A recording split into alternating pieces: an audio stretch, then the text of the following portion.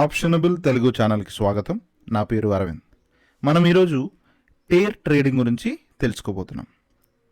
ఇందులో what is pair trading అంటే మనము ఈ ట్రేడింగ్లో ఒక రెండు స్టాక్స్ సెలెక్ట్ చేసుకుంటాం. ఈ రెండు స్టాక్స్లో ఒక స్టాక్ని మనము బై చేస్తాం, ఇంకో స్టాక్ని మనము సెల్ చేస్తాం. సో ఈ రెండు స్టాక్స్ ఏంటివి, వాటి గురించి మనం డీటెయిల్స్ మళ్ళీ తెలుసుకుందాం. కానీ బేసిక్గా పేర్ ట్రేడింగ్ అంటే మనకి రెండు స్టాక్స్లో ఒక స్టాక్ని బై చేస్తాం, ఒక స్టాక్ని సెల్ చేస్తాం. కానీ ఒక దాన్ని బై చేయడం ఎందుకు, ఇంకో దాన్ని సెల్ చేయడం ఎందుకు అంటే, ఫర్ ఎగ్జాంపుల్ మనకు ఒక ఐటీ అనగానే ఒక ఐటీ సెక్టర్ తీసుకున్నాం అనుకోండి. ఐటీ సెక్టర్లో మనకి ముఖ్యంగా వెంటనే మనకు గుర్తొచ్చే కంపెనీస్ ఏంటి, ఒకటి టీసీఎస్ లేకపోతే ఇన్ఫోసిస్. ఇప్పుడు ఈ రెండు సెక్టార్స్లో మనం చూసినట్లయితే ఇన్ఫోసిస్ అనేది దాదాపు 1700 దగ్గర ట్రేడ్ అవుతుంది. టీసీఎస్ అయితే మాత్రం దాదాపు 3500 దగ్గర ట్రేడ్ అవుతుంది. అయితే ఇప్పుడు ఈ టీసీఎస్ అనేది దాదాపు ఇప్పుడు ఒక 3500 రేంజ్లో ట్రేడ్ అవుతుంది. అదే ఇన్ఫోసిస్ చూసుకుంటే మనకి 1700 రేంజ్లో ట్రేడ్ అవుతుంది. అయితే మార్జినల్గా మనకి ఇక్కడ చాలా డిఫరెన్స్ ఉంది ప్రైస్లో. ప్లస్ ఒకవేళ మనకి ఏదైనా పాజిటివ్ న్యూస్ కానీ నెగిటివ్ న్యూస్ కానీ వచ్చినప్పుడు, లేకపోతే మామూలు డేస్లో ట్రేడ్ అవుతున్నా కూడా, ఒకవేళ టీసీఎస్ అనేది ఒక 30% జంప్ అయితే ఇది మేబీ ఒక 5% జంప్ అవుతుండొచ్చు, లేదా ఇదే 30% జంప్ అయితే ఇది 5% జంప్ అవుతుండొచ్చు. సో ఆ మార్జినల్ డిఫరెన్స్ అనేది ఉంటుంది. సో మనము ఒక స్టాక్ని సెలెక్ట్ చేసుకుంటున్నప్పుడు, లేదా ఒక రెండు స్టాక్స్ని ఇలా సెలెక్ట్ చేసుకుంటున్నప్పుడు ఏ పారామీటర్స్ ఫాలో అవ్వాలి, వాటి గురించి మనం చూద్దాం. ఓకే, పేర్ ట్రేడింగ్లో. అదే స్టాక్ సెలెక్షన్లో ఇప్పుడు మనం ఏం చేస్తామంటే, ఒక పర్టికులర్ సెక్టార్కి సంబంధించినటువంటి స్టాక్స్ను మాత్రమే సెలెక్ట్ చేసుకుంటాం. ఇప్పుడు ఐటీలో మనం మాట్లాడుకుంటున్నట్లు టీసీఎస్, ఇన్ఫోసిస్ ఫర్ ఎగ్జాంపుల్, లేదా బ్యాంకింగ్ సెక్టార్లో వచ్చేసరికి మేబీ హెచ్డిఎఫ్సి బ్యాంక్ సెలెక్ట్ చేసుకుంటుండొచ్చు, లేదా కోటక్ బ్యాంక్ సెలెక్ట్ చేసుకుంటుండొచ్చు, లేదా ఐసిఐసిఐ బ్యాంక్ కూడా సెలెక్ట్ చేసుకుంటుండొచ్చు, బేస్డ్ ఆన్ మన అనాలిసిస్ ప్రకారం. ఓకే, అది ఆ క్రైటీరియా అనేది మనం చెక్ చేద్దాం. ఓకే, సో ఒక్కొక్క సెక్టార్లో ఒక స్టాక్స్ని, రెండు స్టాక్స్ని సెలెక్ట్ చేసుకునేటప్పుడు మనకి ఫస్ట్గా గుర్తుండాల్సింది ఏంటంటే, ఒక పర్టికులర్ సెక్టార్ నుంచి స్టాక్స్ని సెలెక్ట్ చేసుకోవాలి.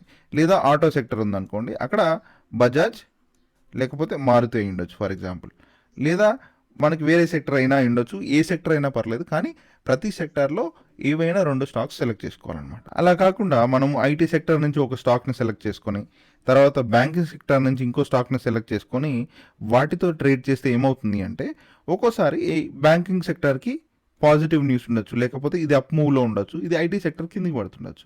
సో ఈ సిచ్యువేషన్లో మనం దీన్ని ఐటీ సెక్టర్లో ఉన్నటువంటి టీసీఎస్ని బై చేసి దీన్ని సెల్ చేసి ఉంటే మనకి టూ సైడ్స్ మనకి లాస్ వచ్చే ఛాన్సెస్ ఉన్నాయి. కాబట్టి ఈ ప్రాసెస్ ఏదైతే ఉందో దాన్ని ఫాలో కాకూడదు. ఎప్పుడైతే మనకి సేమ్ సెక్టర్లో రెండు స్టాక్స్ దొరుకుతాయో ఆ రెండు స్టాక్స్ని మనము తీసుకొని వాటిని అనాలిసిస్ చేసి మనము బై లేకపోతే సెల్ చేస్తాం అనమాట. ఓకే, ఈ విషయాలు మళ్ళీ మాట్లాడుకుందాం. తర్వాత డ్యూరేషన్ ఆఫ్ అనాలిసిస్. అదే ఇప్పుడు ఒక సెక్టార్లో, ఒక ఐటీ సెక్టరే కానీ ఆటో సెక్టరే కానీ, దీంట్లో ఈ రెండు స్టాక్స్ని మాత్రమే సెలెక్ట్ చేసుకోవాలి అంటే, లేదా వేరే రెండు స్టాక్స్ని సెలెక్ట్ చేసుకోవాలంటే వాటిని ఏ డేటాబేస్ మీద మనము స్టాక్ సెలెక్షన్ చేసుకోవాలి. సో మనం ఏం చేయొచ్చు అంటే, మినిమం ఒక 2 years నుంచి ఒక 5 years డేటాని పుల్ చేసుకొని ఆ డేటాని అనాలిసిస్ చేసి దీని ద్వారా మనము ఒక స్టాక్ని బై చేయడం కానీ తర్వాత సెల్ చేయడం కానీ చేయొచ్చు అనమాట. సో మనకి ఒకవేళ 10 years 15 years డేటా తీసుకున్నాం అనుకోండి, ఇప్పుడు ఏమవుతుంది, ఈ 10-15 yearsలో ఫండమెంటల్ అనేవి చాలా చేంజెస్ ఉంటుంటాయి. ఓకే, ఫర్ ఎగ్జాంపుల్ ఒక టీసీఎస్సి చూసుకున్నప్పుడు దీని యొక్క ఫండమెంటల్స్ ఒక 15 years ముందు వేరేగా ఉండొచ్చు, ఇప్పుడున్నటువంటి ఫండమెంటల్స్ ఇప్పుడు వేరుగా ఉండొచ్చు. కాబట్టి ఈ ఫండమెంటల్స్ మనకు మారుతూ ఉంటాయి. కాబట్టి దానివల్ల కంపెనీ పర్ఫార్మెన్స్ కూడా మారుతుంది. దీనివల్ల మనకి 15 years డేటా తీసుకున్నాం అనుకోండి, మనకి రిలయబుల్ ఇన్ఫర్మేషన్ అనేది దొరకదు. కాబట్టి ఒక 2 years నుంచి 5 years వరకు మనం డేటా తీసుకుంటే అప్రాక్సిమేట్గా మనకి రిలయబుల్ ఇన్ఫర్మేషన్ దొరుకుతుంది. కానీ మినిమం ఒక 3 years అన్నా ఉంటే బాగుంటుంది అనమాట. ఓకే, అది మనకి డ్యూరేషన్ ఆఫ్ ది అనాలిసిస్. ఆ డ్యూరేషన్లో మనము చూడాలి. తర్వాత when to enter and exit. Okay, మనము స్టాక్స్ని సెలెక్ట్ చేసుకున్నాం. ఇప్పుడు దీంట్లోకి ఎప్పుడు ఎంటర్ అవ్వాలి, దీన్ని బై చేయాలా సెల్ చేయాలా, దీన్ని బై చేయాలా సెల్ చేయాలా, ఎప్పుడు ఎంటర్ అవ్వాలి, ఎప్పుడు ఎగ్జిట్ అవ్వాలి అనే విషయాల గురించి మనము ఈరోజు వీడియోలో మాట్లాడుకుందాం. మీరు కనుక ఈ వీడియోని ఫస్ట్ టైం చూస్తున్నట్లయితే మన వీడియోని అండ్ మన ఛానల్ని కూడా లైక్ చేయండి, షేర్ చేయండి, సబ్స్క్రైబ్ చేయండి.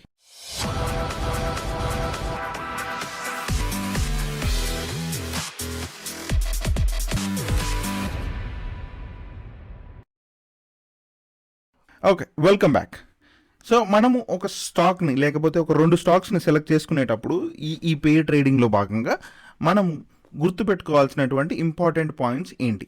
ఓకే, సో మనం ఏవైతే స్టాక్స్ని సెలెక్ట్ చేస్తున్నామో ఆ 2 స్టాక్స్ ఖచ్చితంగా లార్జ్ క్యాప్ కంపెనీస్ అయి ఉండాలి.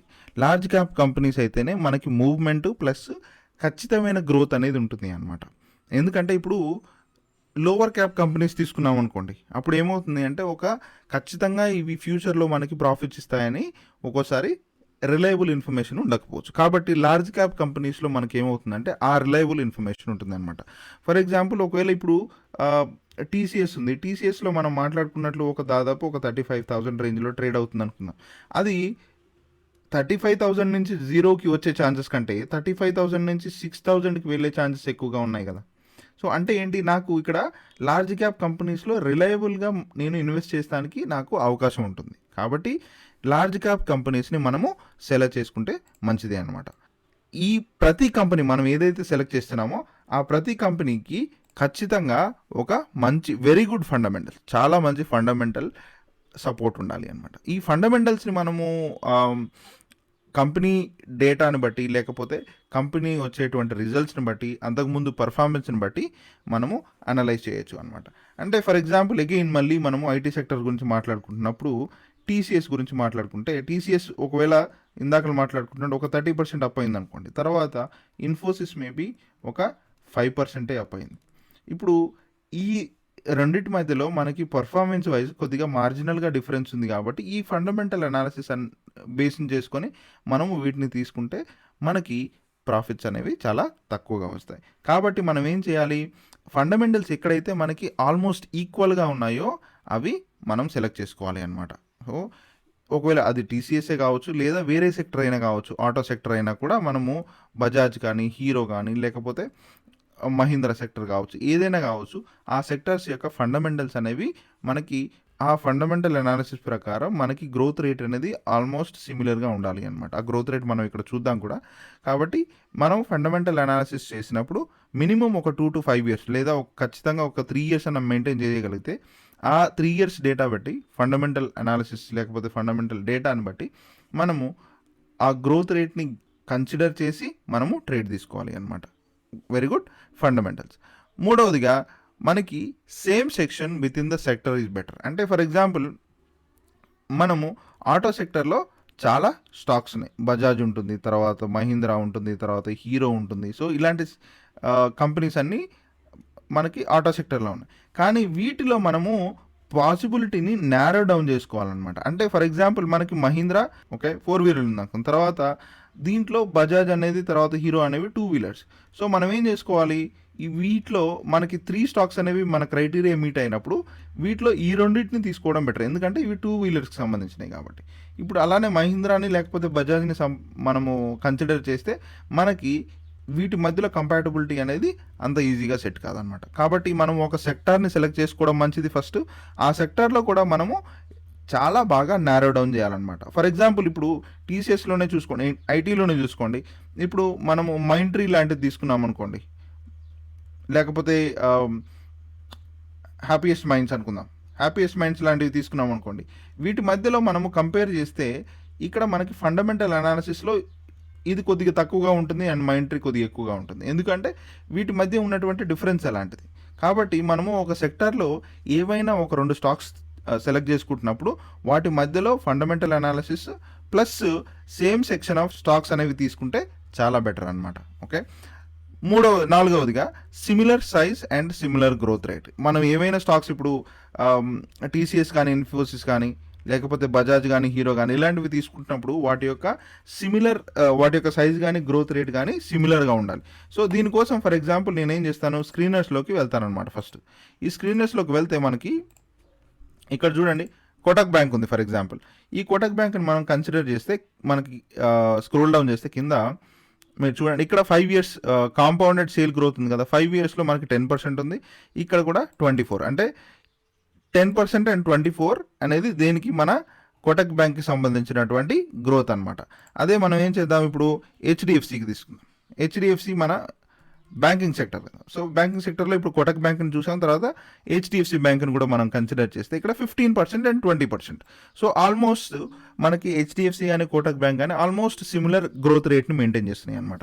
సరే, ఐటీ సెక్టర్లో మనం ఇందాక మాట్లాడుకున్నట్లు టీసీఎస్ యొక్క ఫండమెంటల్స్ ఎలా ఉన్నాయో, టీసీఎస్ గ్రోత్ రేట్ ఎలా ఉందో చూద్దాం. ఇక్కడ చూస్తే మనకి సేల్స్ గ్రోత్ ఏమో 9%, ఇదేమో 7% ఉంది. ఇన్ఫోసిస్ది చూద్దాం. ఇన్ఫోసిస్ది చూస్తే growth rate 10%, 7%. So almost similar ఉన్నాయన్నమాట. అంటే బేసిక్గా మనం ఏం చేస్తున్నాం ఇక్కడ, వాటి యొక్క గ్రోత్ రేట్ని బేస్ చేసుకుని కూడా మనము స్టాక్స్ని సెలెక్ట్ చేసుకుంటున్నాం. అంటే ఇక్కడ ఒక సిమిలర్ సైజు, ఒక సిమిలర్ గ్రోత్ రేట్ ఉన్నప్పుడు మనకి కంపారిజన్ అనేది ఈజీ అవుతుంది. ప్లస్ మనం ఇన్వెస్ట్ చేసినప్పుడు కూడా మన యొక్క ఫ్యూచర్లో ఆ పర్టికులర్ స్టాక్స్ ఏవైతే ఉన్నాయో మనకి ఫేవర్గా వర్క్ చేస్తాయా లేదా అనేది కూడా మనము గెస్ చేయొచ్చు అనమాట. సో ఇప్పుడు ఈ పాయింట్స్ అన్నీ మనం దగ్గర పెట్టుకున్నాం కదా. ఈ లార్జ్ క్యాప్ కంపెనీస్ అని సెలెక్ట్ చేసుకోవాలి, తర్వాత గుడ్ ఫండమెంటల్స్ ఉండాలి, తర్వాత ఒకే సెక్టర్లో కూడా మనము సేమ్ సెక్షన్ చూసుకోవాలి. ఓకే, ఒకవేళ ఇప్పుడు ఫర్ ఎగ్జాంపుల్ బ్యాంకింగ్ సెక్టరే ఉందనుకుందాం. బ్యాంకింగ్ సెక్టర్లో ఎస్బీఐ ఉండొచ్చు, తర్వాత హెచ్డిఎఫ్సి ఉండొచ్చు, కోటక్ బ్యాంక్ ఉండొచ్చు, ఇలా చాలా బ్యాంక్స్ ఉన్నాయి. సో మనం బ్యాంకింగ్ సెక్టర్లో కూడా మనం ఏం చేయాలి, ప్రైవేట్ సెక్టర్లో ఒక 2 స్టాక్స్, లేకపోతే పబ్లిక్ సెక్టర్లో ఒక 2 స్టాక్స్ అలా సెలెక్ట్ చేసుకోవాలన్నమాట. ఇప్పుడు పబ్లిక్ సెక్టర్ నుంచి ఒక స్టాక్ సెలెక్ట్ చేసుకొని ప్రైవేట్ సెక్టర్ నుంచి ఇంకొక స్టాక్ని సెలెక్ట్ చేసుకోవద్దు. ఎందుకంటే ఒక్కోసారి ప్రైవేట్ సెక్టర్ అనేది పాజిటివ్లో ట్రేడ్ అవుతుండొచ్చు, ఒక్కోసారి పబ్లిక్ సెక్టర్ అనేది నెగిటివ్లో ట్రేడ్ అవుతుండొచ్చు. సో ఇలాంటి సిచ్యువేషన్లో మనము వేరు డిఫరెంట్ సెక్షన్స్ నుంచి డిఫరెంట్ స్టాక్స్ని మనం సెలెక్ట్ చేసుకోకూడదు అనమాట. మనకి అది డిసడ్వాంటేజ్ అవుతుంది. సో ఇప్పుడు వీటన్నిటిని మనం దృష్టిలో పెట్టుకొని మనం ఒక 2 స్టాక్స్ని అనలైజ్ చేద్దాం. 2 స్టాక్స్ని అనలైజ్ చేసి ఆ 2 స్టాక్స్ అనేవి మనము ఒక పర్టికులర్ టైంలో ఎంట్రీ తీసుకుంటే మనకి ఎగ్జిట్ అప్పుడు ఎంత ప్రాఫిట్ వస్తుంది అనే దాని గురించి డిస్కస్ చేద్దాం.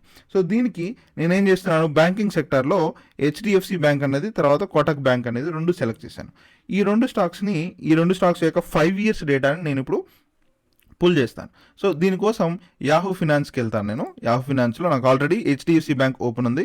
నేనేం చేస్తున్నాను, 5 year డేటాని సెలెక్ట్ చేస్తున్నాను. ఈజీగా సెలెక్ట్ చేసుకుని అప్లై చేసి తర్వాత డౌన్లోడ్ చేస్తున్నాను. ఓకే, హెచ్డిఎఫ్సి సెలెక్ట్ అయింది. తర్వాత నేను ఇంకోటి కోటక్ బ్యాంక్ డేటా కూడా ఇలానే ఒక 5 years డేటాది సెలెక్ట్ చేస్తాను. So historical data, time duration 5 years తీసుకొని అప్లై చేసి తర్వాత డైరెక్ట్గా నేను డౌన్లోడ్ చేస్తాను.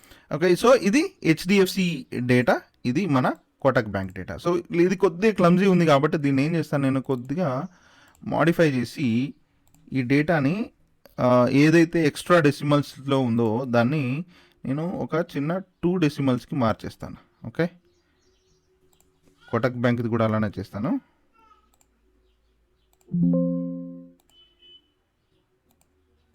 ఓకే, సో ఇక్కడ నాకు హెచ్డిఎఫ్సి డేటా ఉంది, తర్వాత ఇక్కడ కోటక్ బ్యాంక్ డేటా ఉంది. వీటిని నేను డెసిమల్స్లో తగ్గించాను, ఎందుకంటే మనకి ఎక్కువ నెంబర్స్ ఉన్నాయి కాబట్టి కన్ఫ్యూజ్ అవుతాం, కాబట్టి డెసిమల్స్లో తగ్గించాను.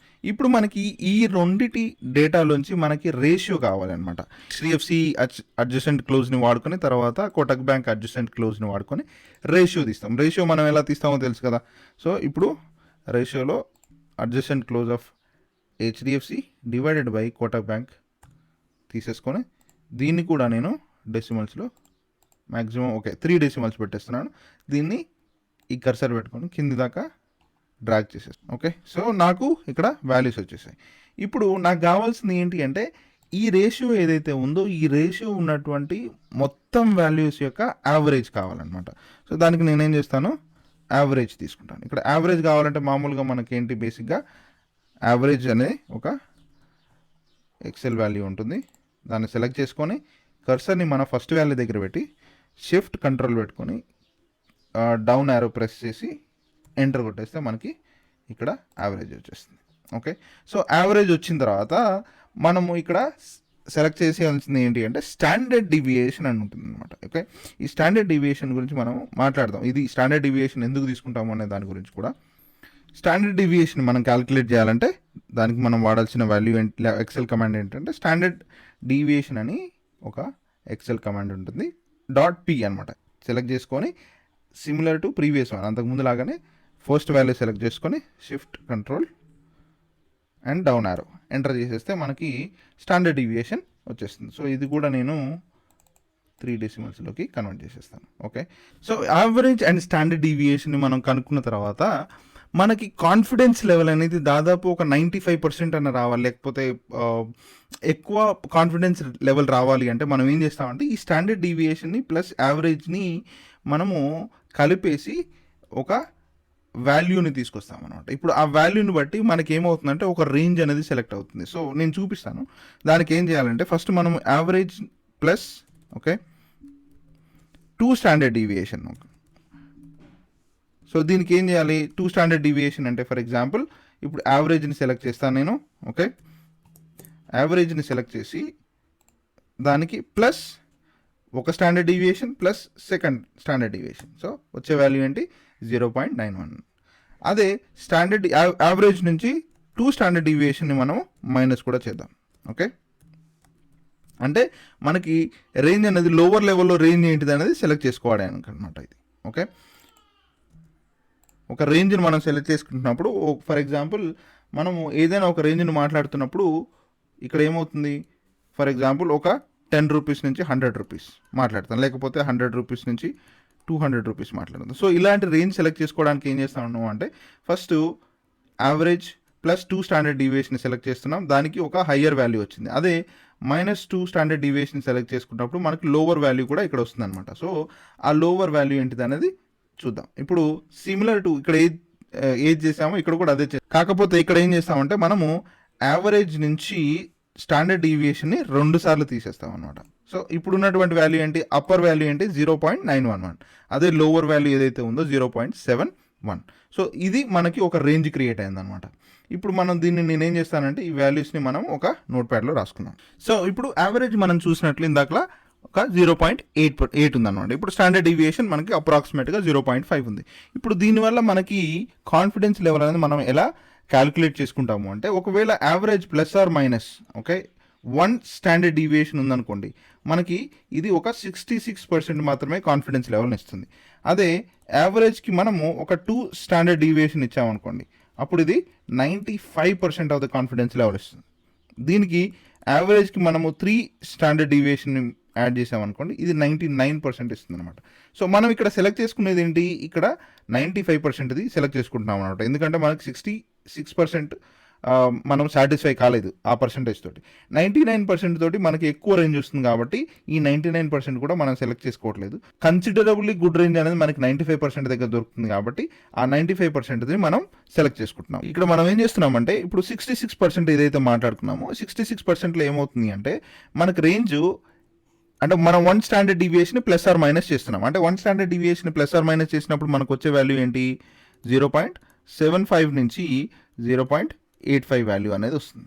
ఓకే, అదే మనకి 2 స్టాండర్డ్ డీవియేషన్ యాడ్ చేసినప్పుడు అదే 95% మనకి కాన్ఫిడెన్స్ లెవెల్ ఇచ్చే దగ్గర ఏమవుతుంది, అప్పుడు 0.7 నుంచి 0.9 వరకు మనకి వాల్యూ లేకపోతే రేంజ్ దొరుకుతుంది. అదే 99% దగ్గర మనకి రేంజ్ ఎక్కువగా ఉంటుంది అనమాట, 0.65 నుంచి 0.95 వరకు. అంటే మనము ఇక్కడ ఏం చేస్తున్నాము, -0.5 ప్లస్ 0.5 -1 ప్లస్ 1 -1.5 ప్లస్ 1.5 యాడ్ చేసుకుంటే మనకు వచ్చేటువంటి వాల్యూస్ అనమాట ఇవి. ఇప్పుడు ఇది మనము ఒక రేంజ్లో కన్వర్ట్ చేసుకోవాలి. ఒక రేంజ్ లాగా మనము గుర్తుపెట్టుకొని ఏ పర్టికులర్ వాల్యూ అయితే మనకు కనపడుతుందో ఇక్కడ ఫర్ ఎగ్జాంపుల్ మనము చూసినటువంటి రేషియో ఏదైతే ఉందో, ఇప్పుడు మనము average plus 1 standard deviation select చేసుకున్నప్పుడు మనకు ఒక రేషియో వస్తుంది కదా. ఇప్పుడు ఫర్ ఎగ్జాంపుల్ మనకు అక్కడ కనపడే రేషియో ఏమవుతుండొచ్చు, ఒకవేళ 0.94 లేకపోతే 92 అవుతుండొచ్చు, ఏదో ఒకటి.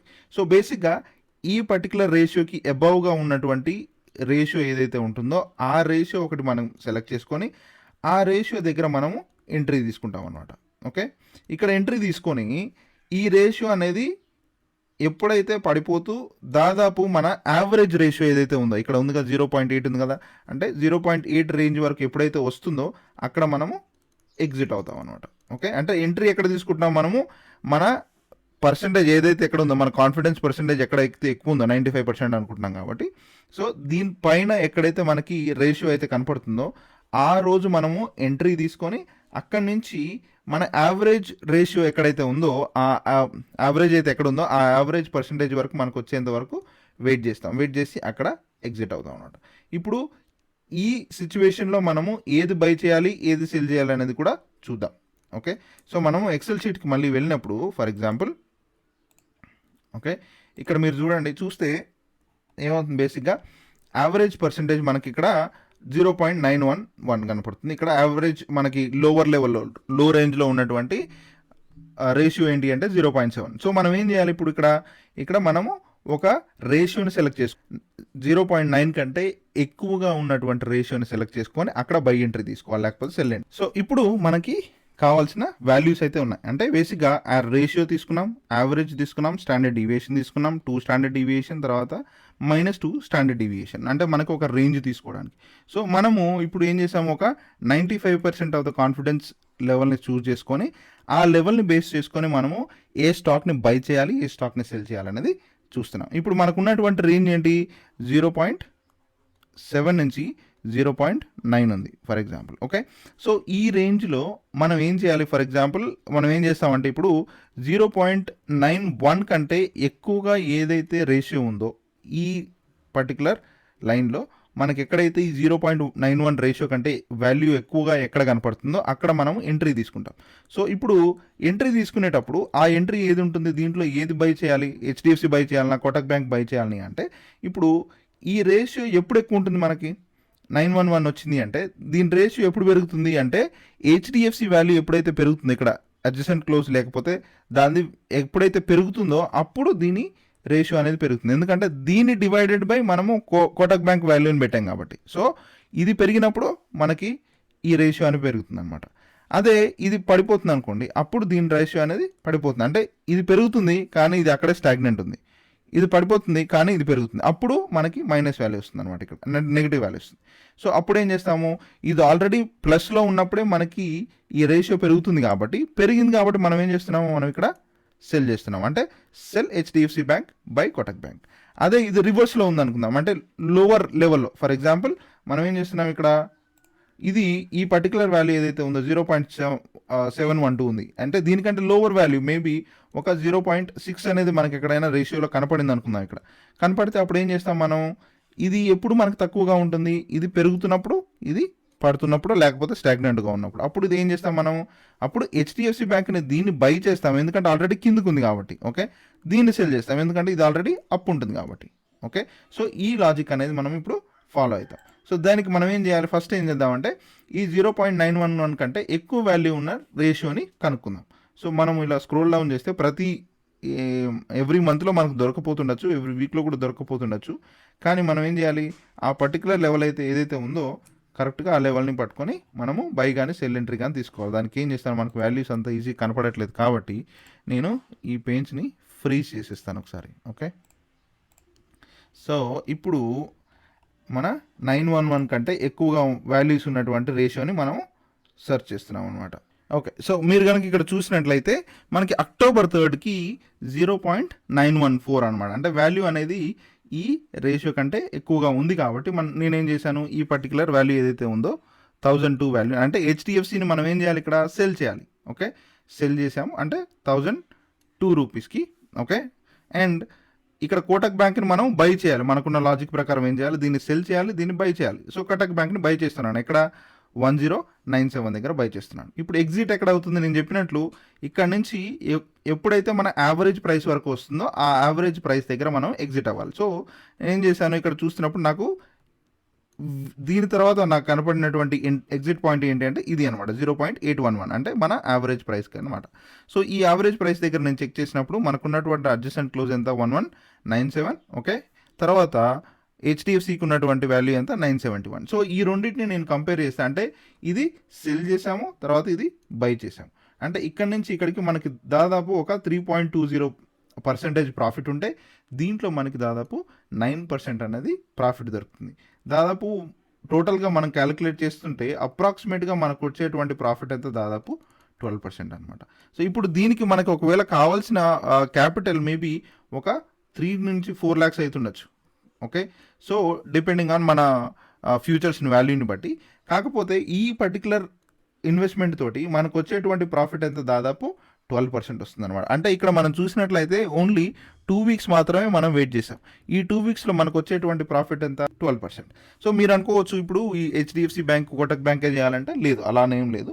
మీరు ఏ స్టాక్స్ అయినా సెలెక్ట్ చేసుకోవచ్చు. కానీ మనం ఇందాక మాట్లాడుకున్నటువంటి ఒక ప్రొసీజర్ ఏదైతే ఉందో అది ఫాలో అవ్వాలన్నమాట. అంటే బేసిక్గా మనం మాట్లాడుకుంది ఏంటి, ఫండమెంటల్స్ అనేవి బాగుండాలి, తర్వాత లార్జ్ క్యాప్ కంపెనీస్ అయి ఉండాలి, తర్వాత సేమ్ సెక్టర్స్ నుంచి సెలెక్ట్ చేసుకుంటే ఇంకా మంచిది. ఒకటే సెక్టర్లో కూడా మనం సేమ్ సెక్షన్ సెలెక్ట్ చేసుకోవాలి. లైక్ 2 వీలర్స్ అని కానీ, లేకపోతే ప్రైవేట్, లేకపోతే పబ్లిక్ సెక్టర్ బ్యాంక్స్ అని కానీ అలా సెలెక్ట్ చేసుకోవాలి.